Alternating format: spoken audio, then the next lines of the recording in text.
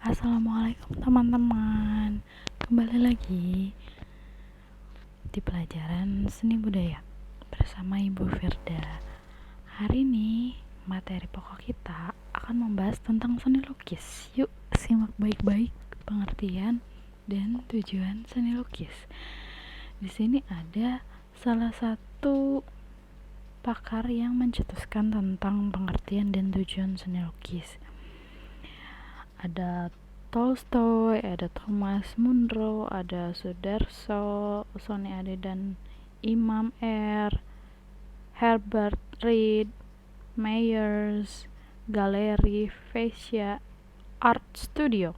Nah, salah satunya yang akan Bu Firda bahas adalah pengertian dan tujuan seni lukis menurut Sudarso ya, karena beliau adalah yang namanya ke Indonesia. Jadi kita bahas menurut dia dulu. Nah, menurut Sudarso, seni lukis adalah karya manusia yang mengomunikasikan pengalaman-pengalaman batinnya. Kemudian pengalaman tersebut disajikan secara indah sehingga menimbulkan pengalaman batin pula pada manusia lain yang menghayatinya. Kita lanjut lagi ke menurut Tolstoy. Seni lukis adalah ungkapan perasaan pelukis yang disampaikan pada orang lain agar mereka dapat merasakan apa yang dirasakan pelukis. Bisa dipahami ya, bahasanya gak terlalu sulit kayak Sudarso. Menurut Thomas Munro, seni lukis adalah alat bantuan manusia untuk menimbulkan efek-efek psikologi atau atas manusia lain yang melihatnya. Bisa. Kita lihat lagi pengertian dari Herbert Reed. Seni lukis adalah kegiatan rohani yang merefleksikan pada jasmani dan mempunyai daya yang bisa membangkitkan perasaan atau jiwa. Wah, bagus juga ya teman-teman. Sisanya kalian bisa cari di Google. Next. Nah, di sini ada tujuan seni lukis. Tujuan seni lukis itu mencakup beberapa poin. Yang pertama, tujuan magis. Tujuan magis itu sebenarnya untuk apa sih Bu Firda? Tujuan magis itu tidak sedikit lukisan yang dibuat untuk bertujuan bersifat magis. Di zaman modern ada pelukis yang memasukkan unsur primitif ke dalamnya agar tetap mendapat kesan magis. Contohnya apa ya? Lukisan-lukisan Ratu Pantai Selatan mungkin bisa dijadikan contoh, atau teman-teman nanti bisa googling ya tujuan magis dari contohnya sebuah lukisan itu apa, bisa dicari. Kemudian ada tujuan simbolis. Tujuan simbolis itu seorang seniman membuat lukisan sebagai lambang atau simbol dari cita-cita atau tujuan hidup seseorang atau kelompok, misalnya berupa rasa cinta, kebahagiaan, kebaikan, kekuatan, dan masih banyak lagi. Selanjutnya tujuan religius. Religius merupakan bentuk sebuah pengabdian dari sang pelukis kepada leluhurnya. Kemudian ada tujuan ekspresi. Ini dilakukan oleh seniman untuk bisa mengungkapkan apa yang menjadi pikiran dan perasaan tanpa terikat oleh unsur-unsur lain di sekitarnya. Lukisan ini umumnya akan menjadi sebuah lukisan yang benar-benar menjadi penggambaran diri dari pelukis tersebut. Bisa ya teman-teman. Kemudian tujuan estetis lukisan ini dibuat untuk menunjukkan sisi keindahan. Siapapun yang melihatnya akan merasa kagum dan merasakan keindahannya. Contohnya lukisan bertema pemandangan alam. Oke, kemudian yang terakhir ada tujuan komersil. Ini untuk dijual ya teman-teman. Pasti kalau komersil itu pasti tujuannya dijual. Jadi lukisan yang dibuat sesuai dengan pesanan dan keinginan dari pembeli atau pelanggan, pelukis akan melukis berbagai objek yang menjadi pesanan dari pembelinya. Wah, pasti salah satu teman-teman ada nih yang jago banget ngelukis.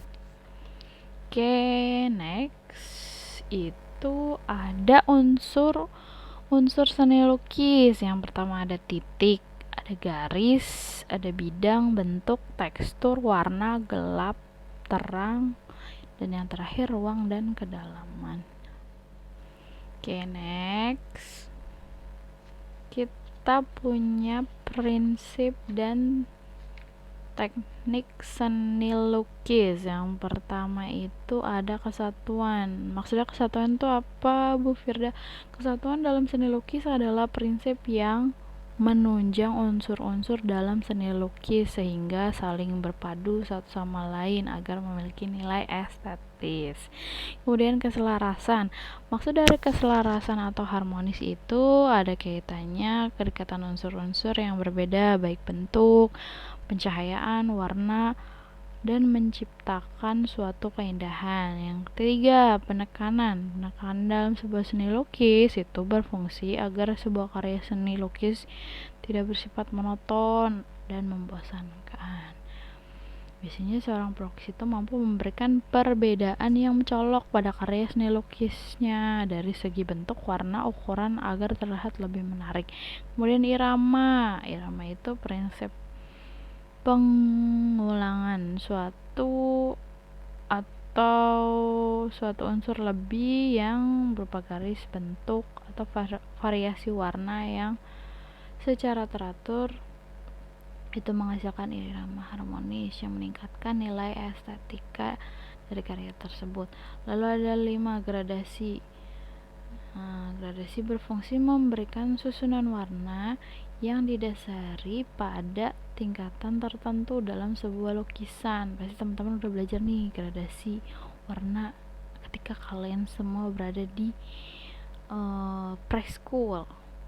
Oke, yang ketujuh ada komposisi. Komposisi itu prinsip yang paling penting dalam mendasari keindahan dari sebuah karya seni. Komposisi sendiri merupakan organisasi dari unsur-unsur seni yang disusun menjadi teratur, serasi, dan menarik. Kemudian yang terakhir adalah keseimbangan. Keseimbangan itu adalah prinsip yang bertanggung jawab pada kesan dari suatu susunan unsur seni rupa. Oke, bisa dipahami ya teman-teman. Next kita punya teknik melukis. Ternyata teknik melukis itu ada tekniknya ya. Wah, yuk kita simak. Tekniknya yang pertama adalah teknik aquarel. Aquarel apa nih? Atau transparan. Nah, cara melukis dengan menggunakan cat air. Wah, udah ini ya, jelas banget. Aquarel berarti itu ada hubungannya sama cat air gitu. Teknik ini menghasilkan gambar yang transparan karena sapuan cat air pada media gambar dilakukan dengan sangat tipis menggunakan kuas. Teman-teman, Bu Firda tugasin ya untuk mencari gambar hasil dari teknik akuarel dari berbagai sumber. Oke, kemudian lanjut teknik spray. Teknik spray adalah teknik yang melukis dengan cara menyemprotkan cat air ke lukisan. Oh, jadi kayak grafiti di tembok yang ada di jalan itu loh teman-teman. Oke. Kemudian teknik plakat. Teknik plakat itu cara melukis dengan cat air, cat akrilik atau cat minyak dengan sapuan warna yang tebal atau kental sehingga hasilnya tampak pekat atau menutup. Kemudian 4. Teknik pointillist. Oke, ini merupakan cara melukis dengan menggunakan titik-titik dan perpaduan warna. Biasanya dilakukan dengan cara membuat gradasi warna pada gambar atau mengatur gelap terangnya gambar. Teknik ini dilakukan dengan mencampurkan warna dan membuatnya hanya berupa titik-titik sehingga hasil tampak seperti titik warna. Nanti kalian coba tolong cari ya. Ini salah satu tugas dari Ibu Firda. Oke, yang terakhir ada teknik tempera. Apa nih teknik tempera? Teman-teman ada yang udah pernah cobain pakai teknik tempera? Oke, teknik tempera itu cara melukis pada tembok dengan sedemikian rupa sehingga hasilnya menyatu dengan arsitektur. Teknik ini sempat menunjukkan masa kejayaannya di Eropa pada tahun kira-kira 1200 sampai dengan 1500-an lah. Pelopor teknik ini adalah Simon Martin dan Duccio, para seniman yang berasal dari Italia. Lukisan tuh kayaknya identik dengan Italia ya.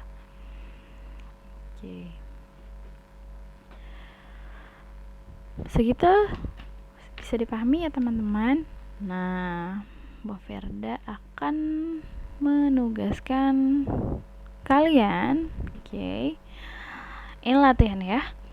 Latihan, anggap aja ini latihan bukan tugas teman-teman. Jadi tugas kalian adalah carilah gambar yang menggunakan teknik akuarel, teknik spray, teknik plakat, teknik pointillis, teknik tempera. Yang terakhir tuh ada 5 ya jenisnya. Pokoknya 5 itu kalian bisa cari di mana aja resource-nya dan kalian bisa cantumin.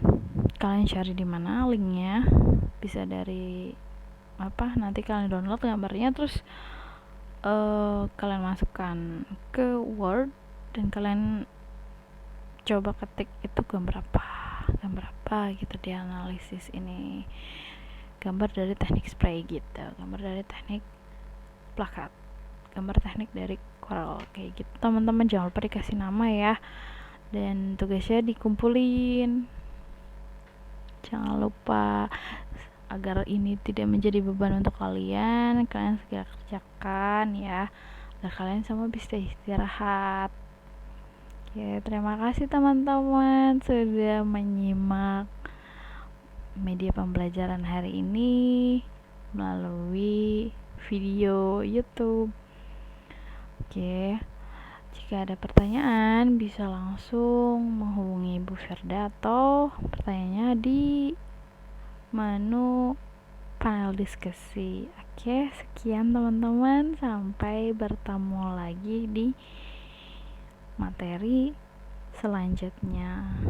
Oke, assalamualaikum warahmatullahi wabarakatuh.